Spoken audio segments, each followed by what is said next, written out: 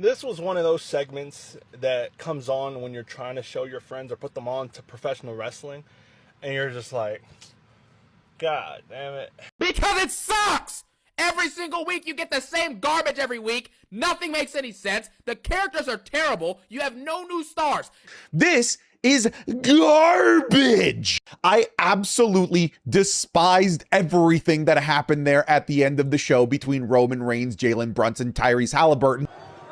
And now off the French announce table. Okay, that's not good. People think our business is stupid.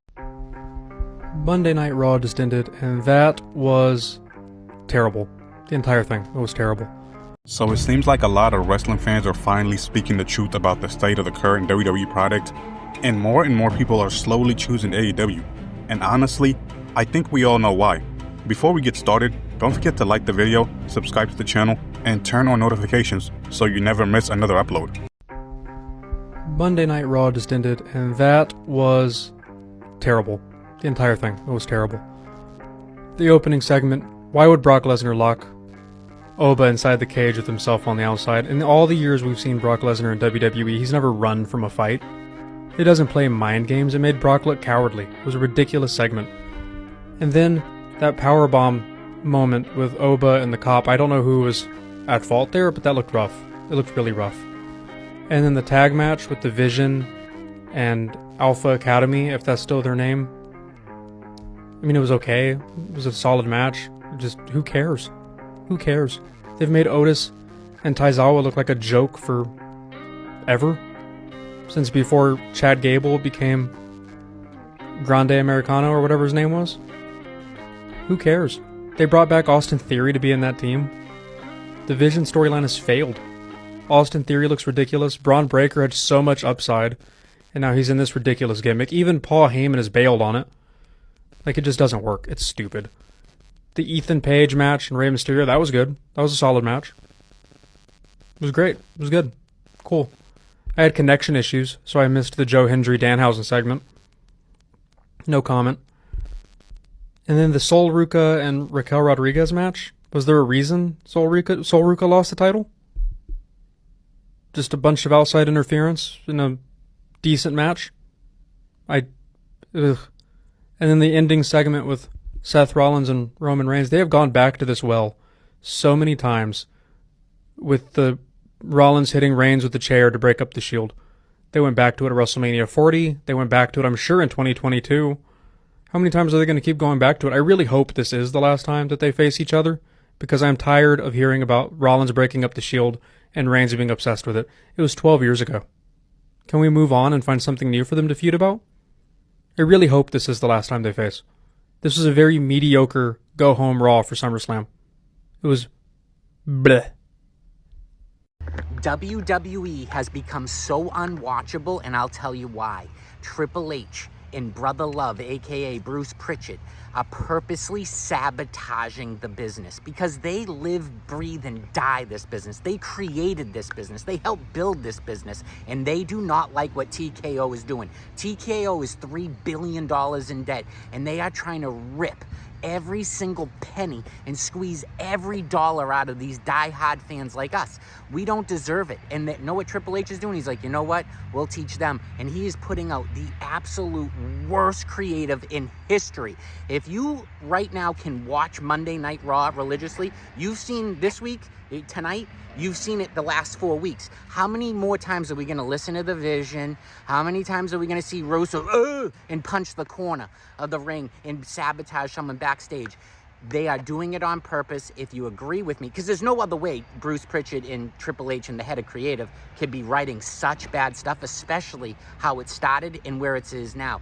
They want TKO out. TKO is going to sell it back. It's got to go back to the McMahon family. And if you believe me, if you're with me, let me know in the comments. And if you're not, let me know in the comments. And for more content like this, follow by Here Pay Here Pops. This is garbage. I absolutely despised everything that happened there at the end of the show between Roman Reigns, Jalen Brunson, Tyrese Halliburton, and Seth Rollins. You probably felt insulted by the amount of time that this garbage wasted. What we had to sit through here is arguably one of the worst segments of the 2020s in general. This segment that we're about to talk about went on for 25 minutes. It's longer than any match that we had on this episode of Saturday Night's Main Event, and most of it is fluff. Most of it is genuinely nothing. Most of it is just aura farming. I'm sorry, Jalen Brunson looked like a Make-A-Wish kid out there. My only,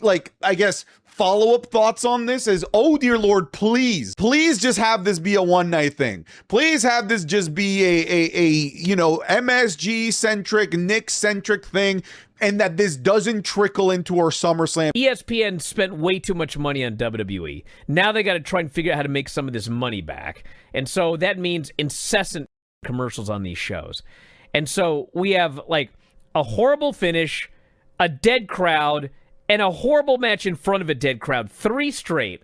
And I'm like, let's just get this show on the road. Let's get it over with. But of course they can't. And so I sat through commercial after commercial after commercial after. There's one match left. Can we just get to it? Nope. Commercial. And then after all that, I'm like, okay, commercials are done. Can we watch this match now? No. They're like, hey, everybody, let's take a look at how the Arabic announcers are calling this show. I said, what? Let's take a look at how the Arabic announcers are calling this show. They start showing replays in Arabic. I was like, what? I can't take it. I left. I walked out of this house. I left. I couldn't fucking take it anymore. That's where we're at now. We haven't wasted enough time. Now, let's see how the announcers are calling the show in Arabic. You know how they're calling the show in Arabic? They're calling it in Arabic. If I wanted to watch it, I could have switched to the language. What the Thank God they didn't have 9 announced teams, and they could have said, well, let's see how they're called in French. Hey, let's do next? Let's see how they're calling the show in Spanish. I'm like, what in the going on? And then, I swear to God, I left. I walked up the fucking hill. Yeah. I walked that way. I walked around an entire fucking neighborhood. I walked back. I walked down the fucking hill. I get in. We still hadn't got through the ring entrances for the main event. No, I've been trying to say what happened after you left with the Arabic announce team is they started the post show. You go to Big E and his friends at the podium talking about what a great show it's been and how excited they are. I can say this because LA Knight basically said it to the Usos. WWE, with all due respect, fuck you. God damn it. Jesus Christ, this show. Danhausen was the worst part of Night of Champions, and it pains me to say it because Danhausen is one of my favorite characters currently on WWE. I have been loving everything he's been doing on WWE up until this point. I fear that the way Danhausen just got used is us just losing the plot on Danhausen and pure laziness in writing from the WWE. I get it. Liv Morgan is a pretty polarizing character as it is. I feel like you either really love her or you can't stand her at this point. But because so many of you might not like Liv and really like Danhausen, I really want you to try picturing if this had just happened to your favorite wrestler or any big name wrestler that you actually align with. Instead of WWE coming up with an interesting storyline for Liv Morgan for the last month or so, they decide they're just going to shoehorn her into the tournament. And then when it becomes clear, okay, I guess this means we're probably going for a double champion angle, or just have her lose to Io Sky instead of just having them wrestle like a normal wrestling company would probably do. Only this time, instead of standard interference, we just spoil the results of the match during the entrance because we've already established that in kayfabe, the curse is real. We have established that when he curses people, things actually do happen. So So in kayfabe, this is a real curse. Danhausen literally spoiling the result of the match when the entrances are happening. What's the point of that? Imagine you even going to a show and your favorite wrestler comes out and you find out during the entrance that they're going to lose, because again, this is a kayfabe real curse. I don't claim to be a huge Liv Morgan fan, but she absolutely deserves a better shot at being attempted to be booked like an interesting champion. And Danhausen is just too good at the rest of what he does to be a crutch for lazy WWE writing. Kind of a bummer, because the rest of Night of Champions was pretty solid. It was a pretty solid show, but it is a rare, maybe even a first-time occurrence where Danhausen is the worst part of the entire show. All in the name of protecting champions. I just don't get it. This was one of those segments that comes on when you're trying to show your friends or put them on to professional wrestling, and you're just like, God damn it. This is the absolute worst that professional wrestling gets at times. You had people comparing this to the shit we were seeing in 2019. Now, don't get me wrong. Don't start blowing up my comments saying I miss Vince. Because as bad as this was, it wasn't that bad, okay? Wasn't that bad. Did it make any sense whatsoever? No. Do I kind of like the pairing of Joe Hendry and Danhausen? Yeah, I do. But to include the Clippers dancers and then have Ryan Garcia, who a lot of people in the wrestling fandom don't even know, come out of the crowd, and I could get him and Dominic Mysterio aligning. They do have, if you know who Ryan Garcia is or followed Ryan Garcia, it kind of makes sense. But to the wrestling crowd, it makes zero sense whatsoever.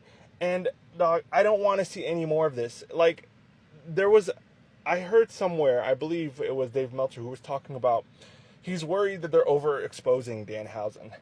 I don't think they're overexposing Danhausen. I just think they're doing way too much with him. Like, you could show Danhausen, you could showcase Danhausen, but man, the levels of trying to make him more entertaining when he already is entertaining, and it doesn't take much to make Danhausen entertaining, like, y'all are taking it too far.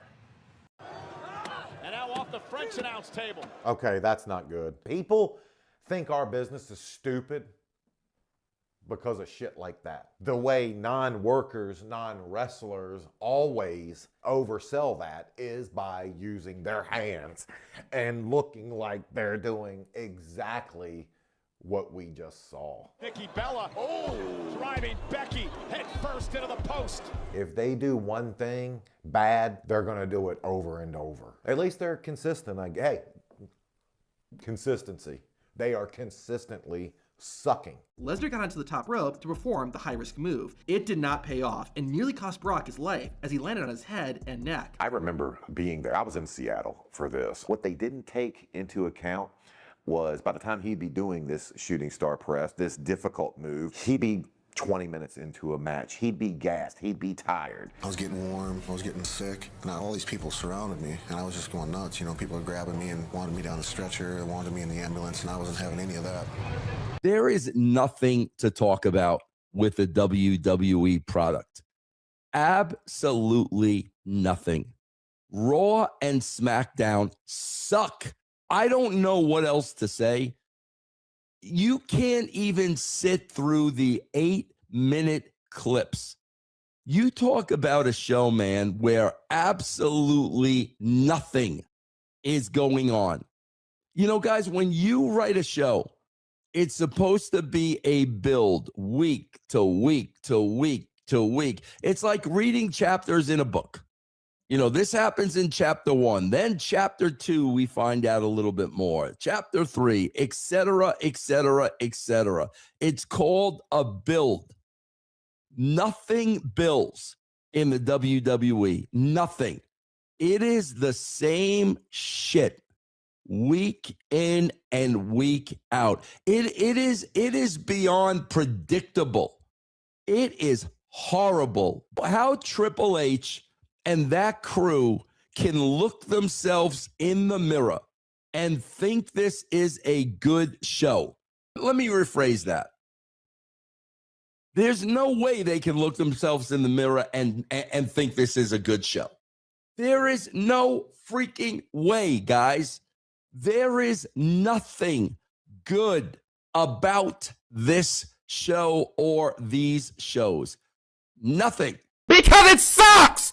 Every single week, you get the same garbage every week. Nothing makes any sense. The characters are terrible. You have no new stars. WWE has built 0 superstars that are anywhere near being massive deals since Roman Reigns, who debuted 14 years ago. Do you understand how embarrassing that is? And I'm supposed to sit here and put some type of, oh, well, you know, at least Carmelo Hayes put on a banger. You know, well, see, Jack, that at least Sami Zayn and Matthew Cardona put on a banger. At least Penta put on a banger. I don't care about a banger. We need storylines, and we need actual reasons to care for what we're seeing. Because without that, you are going to get these lifeless, boring, and forgettable promos every single week like you've been getting. So by the way, because I've been seeing people say things like, oh, well, you know, the product isn't that bad. It's not that bad. It's even worse than you think it is. And unfortunately, things have not gotten better in the slightest because fans will continue to shove out thousands to this company. They'll continue to shill for these absolute garbage shows, and they'll continue to pretend as if everything is okay. So I really don't like Danhausen, and I'm very well aware that I'm in the minority of people who are saying that at the moment, because everyone seems to love him, and I honestly don't get it. I don't understand it. I don't think he's funny. I don't see where he's going to be placed in the company. He is just there for cheap pops that aren't funny to me. I don't know. Well, I'm trying not to be harsh. In any other media, I feel like he would fit great, but not in wrestling. I'm not trying to be a Grinch, by the way. I just feel like his comedy is such low-hanging fruit. And I know I'm a hypocrite for saying that because there's quite a lot of wrestlers who utilize that sort of stuff and I think are hilarious. But I've never found him entertaining. I don't think he was entertaining on the indies, AEW, WWE. I must be missing something because he's so over right now and he's not even got in the goddamn ring. I've got people saying, wow, he's going to be champion, or like he's going to be holding a title within the year, within 6 months. And I'm like, are you out of your mind? Like, where is he winning a championship on the main roster at the moment? Where? Can you honestly say that he is a viable champion compared to anyone else who is challenging for the belts at the moment? You are out of your mind. I don't get it. I don't see it. There is a lot for me to take in about Danhausen that I must be missing because everyone seems to think he's amazing and I don't. Let me know what you think of Danhausen in the comments. Am I very evil? Am I cursed for saying that? That's his thing, right? I'm cursed because I don't like Danhausen. He's very evil. Piss off. This is my Epstein list because these motherfuckers sold out. Let's talk about it. Trump is having a UFC celebration bullshit with some of these WWE superstars. We have The Miz, The Usos, Trick Williams, which makes me very fucking upset, Tiffany Stratton, which, Braun Breaker, we have Charlotte, and Chelsea Green! That's the one that hurt me the most, because I know Chelsea's all about taking every opportunity, but babe, it's okay to say no. It's okay to say no sometimes. And this was a time where you should have said no. Cass is complaining again. Yeah, bitch, who the fuck is supporting this man? And how is he in the Hall of Fame? The Wrestling Hall of Fame. Explain that to me. I can't take it. I complain about this every week. Why are they coming in with their luggage and coffee like they're showing up to their day job? I mean, it is their day job, but you know what I mean? It's a wrestling show. Exactly. They're not going to the office to type up a TPS report. Again, shout out if you know that reference. They need to like make it look so official, and no, they're trying to make it like it's the NFL. Oh, Brady just arrived to the stadium, guys. That's what I'm saying, is like they're trying to put it in the league of, or excuse me, like the tier of the other sports leagues, and it's like, you're not, you're different, okay?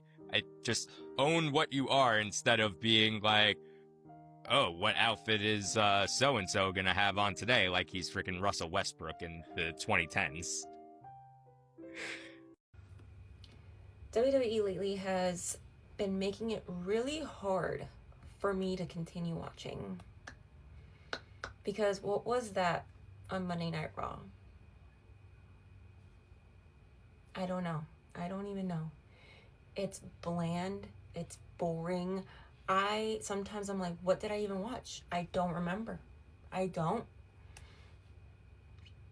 And the fact that WWE Creative or TKO Creative, whoever the fuck, is trying to push nostalgia down the fans' throats, like, I understand nostalgia, you know? I love it to an extent. To an extent, okay? Bringing back Paige, I love Paige, okay? I love the Total Divas, but the way it happened, it just fell flat. It didn't really hit me, you know? Same thing with Brie Bella. It didn't hit the same. And then when you supposedly had Brock Lesnar retire, and now you're bringing him back because you don't know what to do with Obafemi and what kind of matches to put him in and what kind of competitors to give him, you're gonna bring back Brock Lesnar because you can't think of anything else creatively. And honestly, the only thing going for them right now is Montez Ford, the Street Profits, Angelo Dawkins having that miscommunication, going after the Vision. Besides that, I just don't know. Everything seems so repetitive. And I am getting bored. And I don't want to get bored of WWE. I love watching WWE, but if they're making it really hard for me to keep on watching. I've gotten to the point where I stopped watching NXT. I haven't watched it in 2 weeks. I just don't feel like it. Every time I watch one of these shows, I always end up disappointed. And I hate having to say that and coming on here and making videos, just being negative when I want to be positive. I want to love the product, you know? I love the wrestlers. I love the characters they put out. Just the stories and the way they're going about it creatively sucks so hard. That's why I haven't come on here to make any videos, because there's nothing that's exciting me to talk about.